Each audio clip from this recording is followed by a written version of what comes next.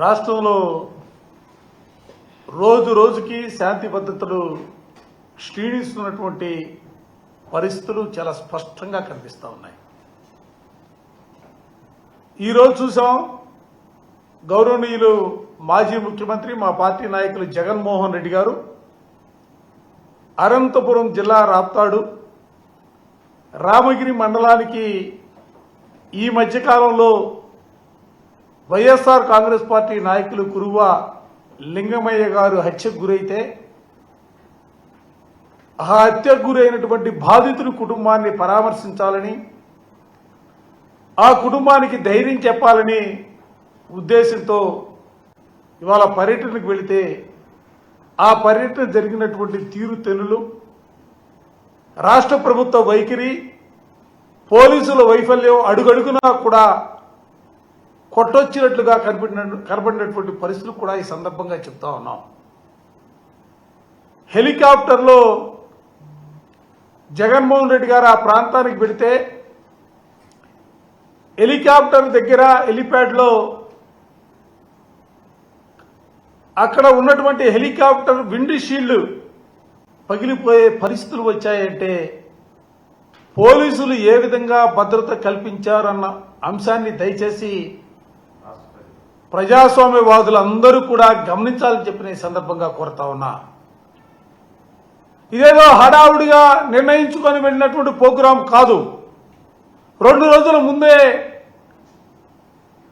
అన్ని విభాగాలకు సంబంధించి డిపార్ట్మెంట్ అధికారులందరికీ కూడా సమాచారం ఇచ్చి పర్మిషన్ తీసుకొని ఆ ప్రాంతానికి ఈ రోజున జగన్మోహన్ రెడ్డి గారు వెళ్తే హెలిప్యాడ్లో పోలీసులు ఏ విధంగా భద్రత కల్పించారు, ఏ విధంగా హెలికాప్టర్ విండ్ షీల్డ్ పగిలిందన్న అంశాలని పరిగణనలో తీసుకుంటే అసలు ఈ ప్రభుత్వం ఏ దిశగా పరిపాలన చేస్తుందని సూటిగా అడగదలుచుకున్నాను. మీ అందరికీ తెలిసే జగన్మోహన్ రెడ్డి గారు ఈ రాష్ట్రంలో మాజీ ముఖ్యమంత్రిగా పనిచేసినటువంటి వ్యక్తి, వైఎస్ఆర్ కాంగ్రెస్ పార్టీ అధ్యక్షులుగా ఉన్నటువంటి వ్యక్తి, 40% ఓటు షేర్ కలిగినటువంటి జగన్మోహన్ రెడ్డి గారు, అన్నిటికంటే కూడా దేశంలోనే అత్యంత ప్రజాదరణ కలిగినటువంటి నేతల్లో ఒకరుగా ఉన్నటువంటి జగన్మోహన్ రెడ్డి గారు పర్యటనకు వెళుతున్నప్పుడు ఏ విధమైనటువంటి భద్రత తీసుకోవాలో కనీస అవగాహన కూడా ప్రభుత్వానికి లేకపోవటం ఓ పక్క ఉంటే, మరో పక్క దీనిలో ప్రభుత్వానికి ముఖ్యంగా కూటమి నేతలకు ఉన్నటువంటి దురుద్దేశాలు కూడా ఆలోచన చేయవలసినటువంటి పరిస్థితులు కూడా ఇవాళ రాష్ట్ర ప్రజానికానికి ముఖ్యంగా మా అందరూ కూడా ఉన్నటువంటి పరిస్థితులకు ఈరోజు మాకు కనిపిస్తూ ఉన్నాయి. ఇవాళ సూటిగా మిమ్మల్ని కూడా అడగదలుచుకున్నా, ఒక మాజీ ముఖ్యమంత్రిగా పనిచేస్తున్నటువంటి వ్యక్తికి సంబంధించి జగన్మోహన్ రెడ్డి గారు ఈ ప్రభుత్వం అధికారంలోకి వచ్చిన తర్వాత ఆయనకి వ్యక్తిగతంగా భద్రత కుదించారు, నివాసం దగ్గర భద్రత కుదించారు. ఆయన పర్యటనకు వెళుతున్నటువంటి సందర్భంలో ఎక్కడా కూడా పోలీసులు భద్రతాపరంగా సరైనటువంటి చర్యలు తీసుకున్నటువంటి పరిస్థితులు కనిపించట్లా. దేశంలో ఎక్కడైనా ఏ రాష్ట్రంలో అయినా కూడా పోలీసులు చట్టాలను అనుసరించి వాళ్ళు ముందుకు సాగుతూ ఉంటారు సహజంగా. కానీ ఈ రాష్ట్రంలో మాత్రం కూటమి నేతల ఆదేశాలను తూచా తప్పకుండా వాళ్ళ ఆదేశాలను అమలు చేయడం కోసమే ఈ రాష్ట్రంలో పోలీసు వ్యవస్థ పనిచేస్తున్నటువంటి పరిస్థితులు కూడా కనిపిస్తూ ఉన్నాయి. నేను ఒకటే సూటిగా చెప్పదలుచుకున్నా, ప్రభుత్వాలు వస్తూ ఉంటాయి, పోతూ ఉంటాయి, మారుతూ ఉంటాయి. కానీ వ్యవస్థలో శాశ్వతంగా వ్యవస్థలు ఈ రాష్ట్రంలో కాదు దేశంలోనే డాక్టర్ బిఆర్ అంబేద్కర్ గారు రచించినటువంటి రాజ్యాంగ స్ఫూర్తి వల్ల వ్యవస్థలు సక్రమంగా పనిచేయవలసినటువంటి పరిస్థితులు ఉంటాయి.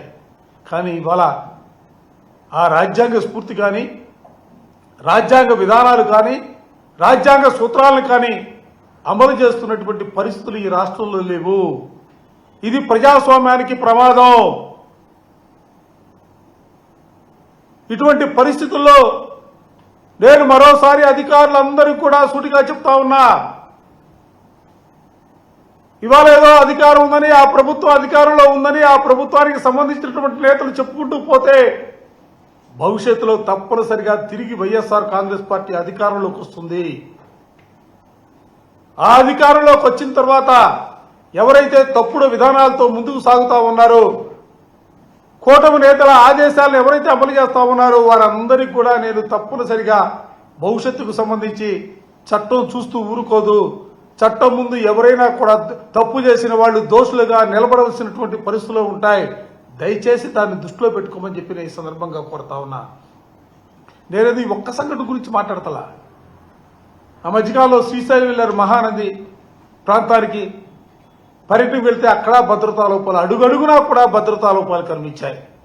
నిన్నగాక మొన్న గుంటూరు మిర్చియాటికి వెళ్తే రైతుల్ని పరామర్శించడానికి, రైతులకు మనోధైర్యం చెప్పడానికి వెళ్తే ఒక్క పోలీసు అధికారి కూడా ఆ ప్రాంతంలో మార్కెట్ యార్డ్కి సంబంధించినటువంటి ఆ చుట్టుపక్కల ప్రాంతాల్లో ఒక్క అధికారి కానీ ఒక్క పోలీసు కూడా లేనటువంటి పరిస్థితి. చివరికి వైఎస్ఆర్ కాంగ్రెస్ పార్టీ కార్యకర్తలే, నాయకులే అందరూ కూడా మా నాయకుడికి సెక్యూరిటీగా రోప్ పార్టీలు పట్టుకుని ముందుకు సాగినటువంటి పరిస్థితులు కూడా మన కళ్ళ ముందే కనిపించినటువంటి పరిస్థితులు ఉన్నాయి.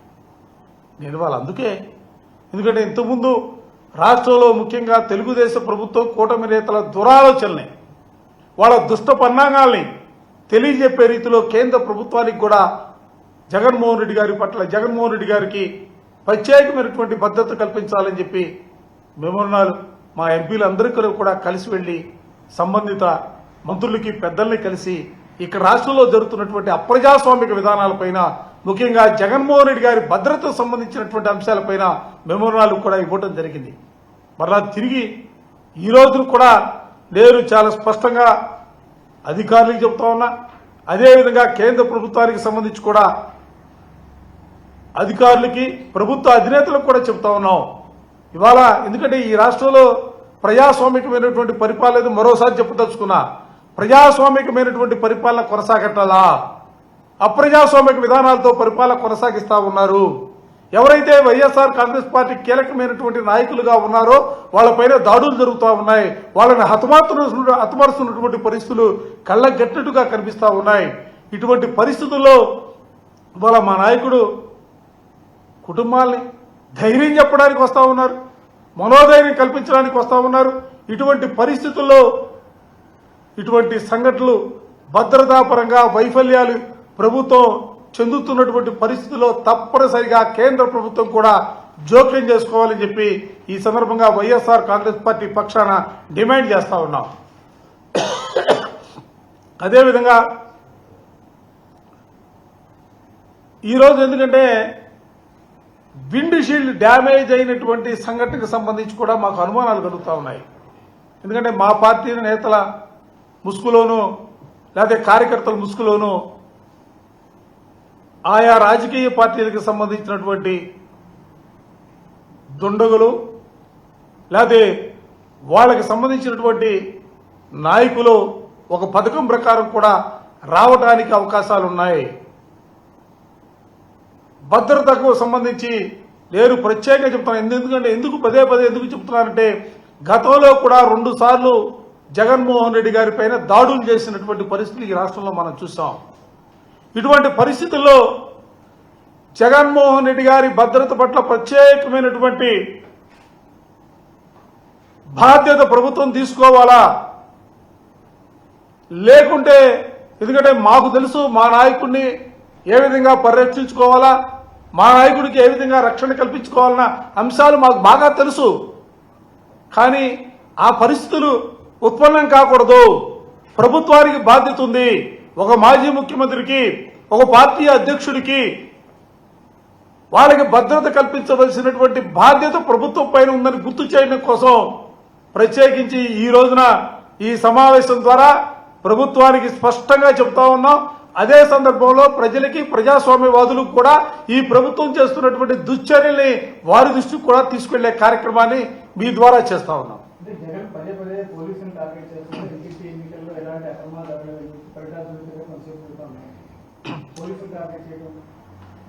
అక్రమాలు జరగనప్పుడు పోలీసులు, ఎందుకంటే రామగిరి మండలంలో కానీ అక్కడ జరుగుతున్నటువంటి ఉప ఎన్నికలకు సంబంధించి కానీ కోర్టు ఆదేశాలను కూడా అమలు చేయనటువంటి పరిస్థితులు గెలిచినటువంటి వైఎస్ఆర్ కాంగ్రెస్ పార్టీ గుర్తుపైన గెలిచినటువంటి ఎంపీటీసీ సభ్యుల్ని బలవంతంగా ఎత్తుకెళ్లే ప్రక్రియలోనే అక్కడ జిల్లా పార్టీ అధ్యక్షురాలుగా ఉన్నటువంటి ఉషా చరణ్ కానీ శాసనసభ్యులుగా పనిచేసినటువంటి ప్రకాష్ రెడ్డి గారు కానీ అక్కడికి వెళ్ళడం జరిగింది, ఎంఆర్ ఆఫీస్కి వెళ్ళడం జరిగింది. పోలీసు అధికారులు నిష్పక్షపాతంగా పనిచేస్తూ ఉంటే అసలు ల్యాండ్ ఆర్డర్ ప్రాబ్లం ఎందుకు వస్తూ ఉండేది? ఆ ప్రాబ్లం రాదు కదా. వాళ్ళు నిష్పక్షపాతంగా పనిచేయట్లేదు అనేదే వైఎస్ఆర్ కాంగ్రెస్ పార్టీ ఆలోచన, ఆరోపణ కూడా. మేము కోరుకునేది మాకేదో ఒత్తాసు పలకమని మేము కోరుకోవట్లా, మాకేదో మా వెనకాల అండగా నిలబడమని మేము కోరుకోవట్లా. చట్టాన్ని నిష్పక్షపాతంగా అమలు చేయండి,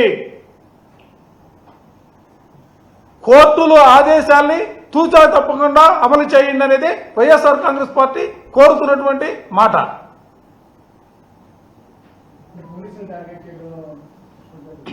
పోలీసుల్ని ఎప్పుడు కూడా మేము అందరినీ అంటలేదే, పోలీసులు అందరినీ, కొంతమంది అధికారులు మాత్రమే, ఒత్తాసు పలుకుతున్నటువంటి అధికారులు మాత్రమే మా నాయకుడు కానీ మా పార్టీ నాయకులు కానీ మాట్లాడుతూ ఉన్నాం. అందరిని ఎందుకు అంటా ఉన్నాం? రాష్ట్రంలో చాలా చోట్ల ఎన్ని జరిగినాయి, అన్ని చోట్ల మేము ఎక్కడ కూడా పోలీసుల మీద ఆరోపణలు చేయలేదే.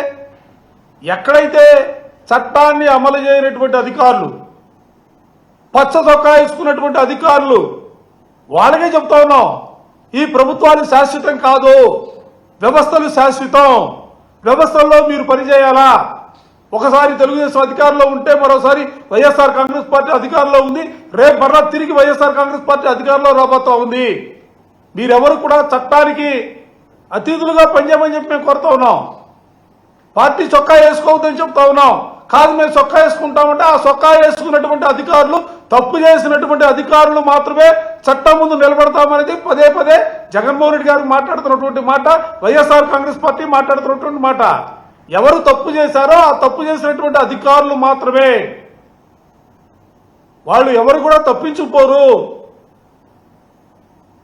తప్పించుకోలేరు కూడా. మరోసారి చెప్తా ఉన్నాం, చట్టాన్ని సక్రమంగా అమలు చేయమనేదే వైఎస్ఆర్ కాంగ్రెస్ పార్టీ మా నాయకుడు కోరుతున్నటువంటి మాట.